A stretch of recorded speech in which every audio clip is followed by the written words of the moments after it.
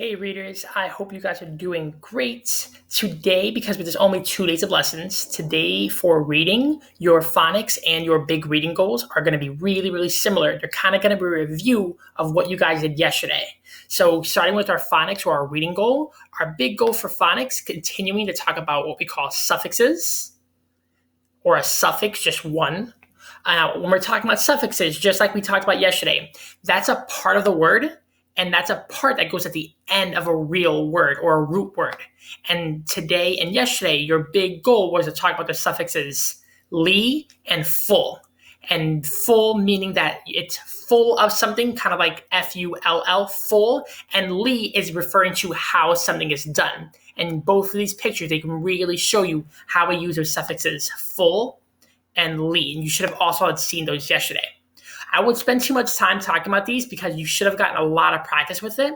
But just to quickly review, looking at the li and the full suffixes and looking at them in a lot of different ways, one of the things I really encourage, if you aren't already, is making sure that you're going through each of these words. And even if your big person is there to help you, if they read it first and you read it second, that's the way we do it in class. And I think it's a good strategy. So I would start as a big person, I'd say slowly, and then the scholar would say the word afterwards. What helps, and if possible, you should be kind of underlining with your mouse or even with your finger to underline and really track those words. Some of these words are really tricky, looking at words like bravely and even a word like quietly. Those are pretty tricky words, and you might not be able to read those by yourself, but the part that you should be able to read all by yourselves and know every time is that suffix with li. Every time you are reading these words, whether you're echo reading, that means you're reading it second, or if you're reading it by yourself, try it out, you should always be correctly reading that suffix ly, li. Same thing over here when we're talking about the suffix full. Every time you are saying that full or see that ful, you should know how to say and how to read that since you're having a second day of practice. The way I would practice the right side here with full is I would have my big person, if I needed it, read the root word and really make sure that you understand the root word is the word all by itself. It's a real word. And the suffix is the part that goes at the end of the word. And when you put the root word and the suffix together, you get a brand new word. So here's how it would sound. My big person would say grace, and then I would say full. Graceful, graceful. Help, full, helpful. You can take turns doing this. If you feel confident in your reading, and big people you would definitely know, if you feel confident in your scholar's reading, they can do it by themselves. But I'd really encourage they really start with the root word and understand that the root word and the suffix, seeing how they can be separate, and then seeing how they come together. And the word changes a little bit. Grace is the root word, full is the suffix. Together, they make graceful. Help is the root word, full is the suffix. Together, they make helpful. That should have been what you were doing a little bit yesterday, but I think it helps to kind of see what the strategies that I use in class with everyone. All right, and then all the way here at the bottom, this part scholars should be able to do on their own since they've gotten a lot of practice. All they need to do is take these words and categorize them in the correct spots, really paying attention to the endings because the endings are our suffixes, li and full. And on this li side, I'd add all the words that have the suffix li, and on this side, I have all the words that have the suffix full. Looking at the very first word, who. This is a kind of tricky word. Let me use what I know. Well, I know the ending is li, and if I look at just the root word, well, I know that word. That word is love. So love and li, lovely. And I can add that to my li box. I want you to really pay attention to what I did there. This word all on its own, I wasn't really sure how to read that word. It's a pretty tricky word. I've never really seen that word. So here's what I did. I broke it apart and I used what I already know. Well, I knew the ending of this word was li. Because I knew the ending of that word, I could focus on just the root word and said, oh, I've seen that word a lot of times. I know that word is love. And then I was able to put it together. I saw love and li, lovely. I can also do it over here. This is a pretty long and tricky word. I'm not really sure if I can read it, so I'm going to use another strategy. I'm going to break it apart and look at it as two separate kind of parts. Using the root word, well, this I can sound out, help, help, and I know this is full, helpful, and I can add helpful to my full side. Help, full. I spelled it wrong. Help, full. As you already have 2 of them done, I am such a great helper. That's what it should look like. This part can be a lot more scholar-led, and big people, if you are supporting, you're just kind of supporting with reading the root word, and scholars should be reading the suffixes all on their own. All right, guys, that should be really, really simple. Let's get into our ELA. Now, just like I said in the beginning, today, just like yesterday, is a review. You're going to really be focusing on more of poetry, and you're going to really be focusing on the big rules that we talked about yesterday. You guys saw me talk about yesterday, all about poetry. Now, the big thing that I want you to pay attention to when we're talking about poetry or poems, you can see over here, that is a kind or a type of story. In writing, you guys are doing one kind of, I'm sorry, not a story. It's one kind of writing. In writing, just like you guys did on Monday, you guys are doing one kind of writing. You guys are doing opinion writing. You're giving your opinion and your own thoughts about something. That's really different than poetry. Poetry is another genre or another kind of writing. And some of the things we see in poetry are things and rules like poems have lines, just like we saw yesterday. Every time we see a row or all the way through, we call that a line. 1, 2, 3, 4. This poem, just like we saw yesterday, has 4 lines. 1, 2, 3, 4. Something else that I really want to push that I think will help to understand poems or understand how we read poems. Writers of poems or poets, they use lines and they want you to read their poems that way. So when I'm reading this poem, I have to read it all the way through, and I can only take a pause when I get to the end of the line. Hear how it sounds. Cars driving down the road, as far as the eye can see, but where are they going? I am not sure. It is a mystery. Notice I only took those pauses when I got to the end of the lines there. Cars driving down the road, as far as the eye can see. If I were to put that as a complete sentence, it wouldn't make sense to take a pause in the middle there, but it makes sense in this poem because that's the end of the line. So big people, if you want to really push and help your scholars to work on their reading fluency, how smoothly they read, really push and have them read all the way through the lines and take a small pause when they get to the next line. Cars driving down the road, as far as the eye can see. Scholars, that's what it should be sounding like when you're reading poems, and almost all of our poems are going to be having lines. All right, that was one rule that we talked about yesterday. Poems have lines. There's a couple more that I want to do a quick review on. We talked about rhyme, and we looked at these 3 different poems, and we talked about the different, what we call rhyme or rhythms of them, how the poems can have different kinds of rhymes. Here in the first one, all 4 of the words rhyme at the end. Line, toe, go, mo. We call that an A pattern because all 4 of these words rhyme. Mo, putting an A, rhymed with toe. That rhymed with go. And that rhymed with mo again. The reason why I can call all of these lines A is because all 4 of these N words rhyme with one another. And we know some poems can do that, and some poems can have different kinds of rhymes. Just focusing in on these 2 end words, these 2 words at the end of the line, I'm seeing a different kind of pattern. Watch what happens here. I see the word you and the word to. If I call you A, and the reason I'm calling it A is just because it's the first letter in the alphabet, right? It's like calling it number 1.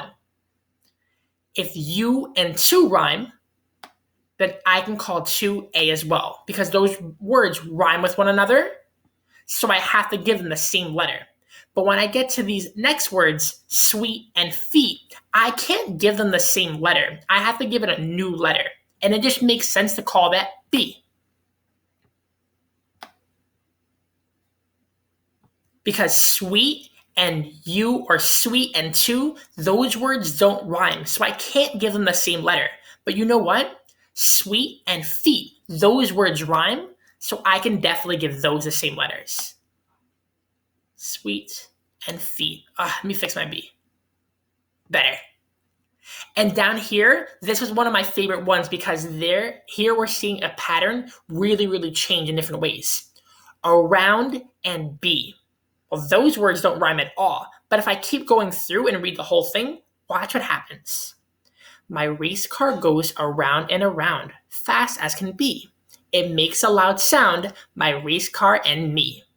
I noticed that this poem did have rhyme words, but the rhymes were not in the place that I thought they'd be. I see that around and sound, I can see that they rhyme because they have the same ending, and I can hear that they rhyme. That's going to be really helpful as well. Around, sound. Because those words rhyme, I have to give them the same letter. And because around came first, I'm going to give that an A. It just makes sense to call it A because it comes first, and A is the first letter in our alphabet. Because sound rhymes with around, I have to give it the same letter.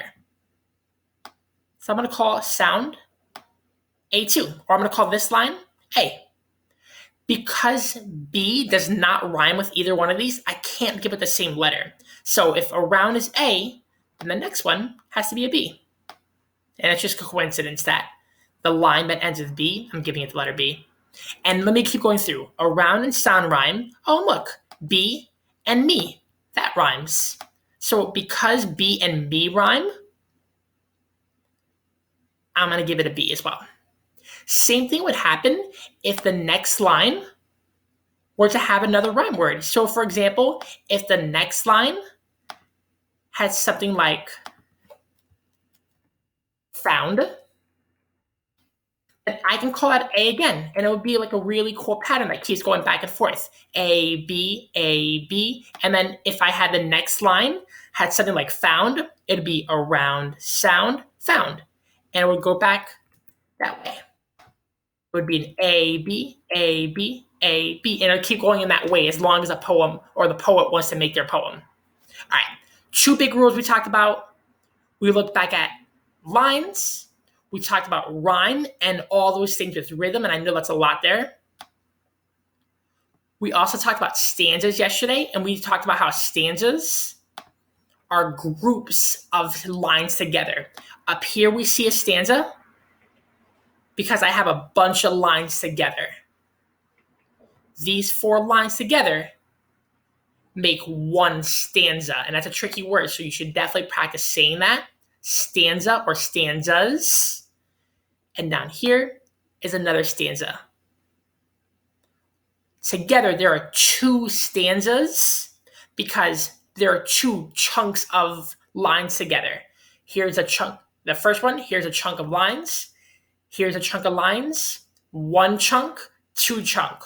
1 stanza, 2 stanzas.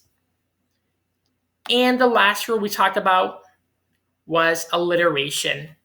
And this is another fun one. The way I like thinking about alliteration, I think of alliteration kind of like the opposite of rhyming words. Rhyming words have to have the same ending sound. Around, sound, found. They have to have the same ending. The beginning can be different though. Around, sound. They rhyme because their endings are the same. But alliteration is the opposite. Alliteration doesn't want the same ending sound, it wants the same beginning sound. And we're seeing that happen in these 3 different examples, or these 3 different sentences. Take a listen. Peter Piper picked a peck of pickled peppers. A lot of the words we're hearing all have the same beginning sound. Peter Piper picked a peck of pickled peppers. One of the things, as I was going through this yesterday, friends thought that every single word needed to have that sound. It's really hard for a sentence to have every single sound, so writers try their very best with it. Sometimes you're going to have a word or two that doesn't have that sound. It's still alliteration. They try to have that sound come up a lot, but they're not going to have it every single time. All right, same thing with the second example, different alliteration or different sound. Sally sells seashells by the seashore. Seashore. seashore. And we're hearing that s or sh sound come up a lot. Sally sells seashells by the seashore. We're hearing that same beginning sound. And when we have the same beginning sound come up, we call it alliteration. So 4 big rules we talked about. I want to do a quick review before we go any further. First, we talked about poetry and how poetry is a genre. Poetry being that it's a kind of writing. Sometimes it can have things like lines. Poems can sometimes rhyme and have different ways of rhyming. Poems can have stanzas. And poems can even do things and have things like alliteration. The big thing to remember, not every poem is going to have all these things. Some poems are going to rhyme. Some poems are going to have alliteration. Some poems are going to have stanzas. But the really fun thing about poems and poetry is that as the writer, they get to make it up and use whatever rules they want. It's a lot different when we're talking about things like a fiction story or things like a fairy tale or a fable. There are rules that every fable has. There are rules that every fairy tale has. But poetry doesn't have rules that every poem has to have. So these are just 4 rules that poet writers like to use, but they don't have to use them. Okay, let's get into the bottom part, and I'll do a little bit of the work together. I'll help start you guys off at this. Here is the model. So this is going to be for me to show off. And big people, if you want to take time, this would be your time to really help and you can lead this part. You can take charge of the reading. You can work together on this part. And then the bottom piece, all the way down here, this is a part where the scholars should be working a little bit more by themselves. And you can see the text in comparison is a lot easier. My box of crayons, it's shorter, it's a lot easier compared to Happy Birthday, Dr. Seuss. The model part is for the big person, and in this case, you get me working on it. Okay, so before I look and worry about any of these questions, I'm going to first really make sure I read. I might even reread it, and I want to understand what it is that I'm reading. All right, Happy Birthday, Dr. Seuss. Already, I'm telling my brain, all right, obviously it's about Dr. Seuss, and it must be about his birthday. I can see that right in the title. All right, today is your birthday. Today you are you. If we didn't have birthdays, you wouldn't be you. If you'd never been born, and then what would you do? If you'd never been born, then what would you be? You might be a fish or a toad in a tree. You might be a doorknob or 3 baked potatoes. You might be a bag full of hard green tomatoes. Or worse than that, why you might be a wasn't. A wasn't has no fun at all. No, he doesn't. A wasn't just isn't. He just isn't present. But you are you. And now isn't that pleasant? What a really funny poem.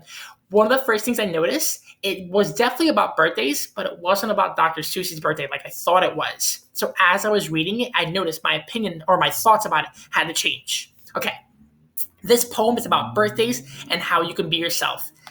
Definitely what it is about.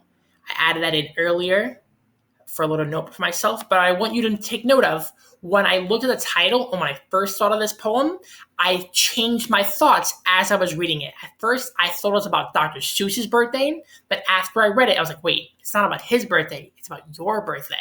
Okay, let's get into this poem.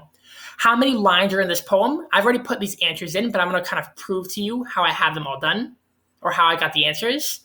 Looking at just the lines, I can go through, we can count all the lines through to help me out. What I like to do is just really take my time. I even use my tool to kind of count out and put them all through. And if I count them all out, I can see the poem has 11 lines. Another good note, we don't count the title. The title is something separate. How many stanzas are in this poem? Well, I don't see any spaces in this, so it must just be one big stanza because there aren't any spaces. There's just a whole lot of lines in this one.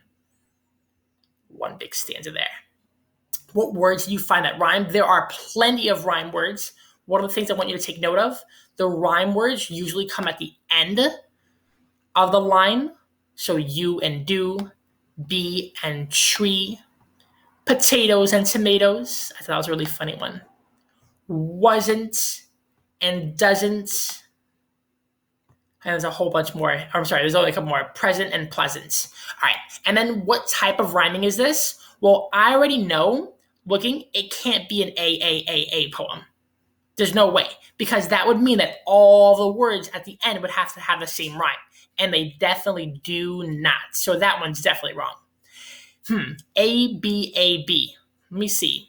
That would mean that the first two words don't rhyme if it's A, B. You and do, those are rhyming words, so it can't be an A, B.